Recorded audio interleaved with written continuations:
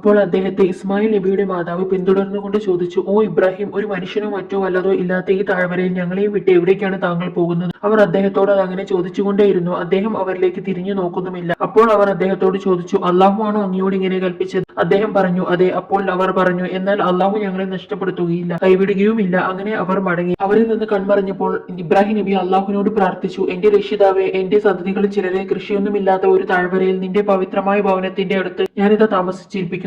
ഞങ്ങളുടെ രക്ഷിതാവെ, അവർ നമസ്കാരം മുറപോലെ നിർവഹിക്കാൻ വേണ്ടിയാണ് അങ്ങനെ ചെയ്തത്. അതിനാൽ മനുഷ്യരിൽ ചിലരുടെ മനസ്സുകളെ നീ അവരോട് ചായ്വുള്ളതാക്കുകയും അവർക്ക് കായികനികളിൽ നിന്ന് നീ ഉപജീവനം നൽകുകയും ചെയ്യണം. അവർ നന്ദി കാണിച്ചെന്ന് വരാം. അങ്ങനെ ഹാജറ റളിയല്ലാഹു അൻഹയും കുഞ്ഞും ആ കുന്നിൻ പ്രദേശത്ത് ഒറ്റപ്പെട്ടു. കൈവശമുണ്ടായിരുന്ന വെള്ളവും തീർന്നു. മാതാവിനും കുഞ്ഞിനും ദാഹം വർദ്ധിച്ചു. പല യാത്രക്കാരുമായി കണ്ടുമുട്ടി അല്പം വെള്ളം കിട്ടുമോ എന്ന് അന്വേഷിക്കാൻ മാതാവ് കുഞ്ഞിനെ അവിടെ കിടത്തി പുറപ്പെടുന്നു. ദൂരത്തേക്ക് എത്തി നീക്കുന്നതിന് വേണ്ടി ഒരു ഭാഗത്ത് സൊഫ കുന്നിന്മേൽ കയറുന്നു. ആരെയും കാണുന്നില്ല. ഉടനെ മറുഭാഗത്ത് മർവ കുന്നിന്മേൽ കയറി നോക്കുന്നു. ആരെയും കാണുന്നില്ല.